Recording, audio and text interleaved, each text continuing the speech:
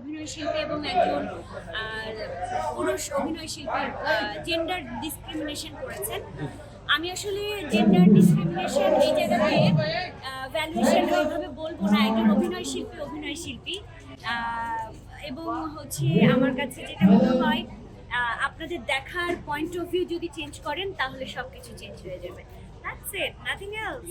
আপু একটু ভিন্ন প্রশ্ন, আগামী ঈদ আপনার নতুন কোনো কাজ বা আমার প্ল্যানিং করে আসলে আমার প্ল্যানিং করে যে কোনো কাজ হয় না, আমি বলতেও পারি না যে আমি এটা যেটা করছি ওটা হবে, এটা আসবে।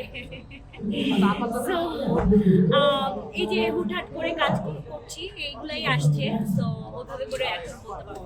আমার লাস্ট শীতকালে আপনার পছন্দের কোনো পিঠা আছে কিনা বা খান কিনা বা ছোটবেলার কোনো স্মৃতি আছে কিনা?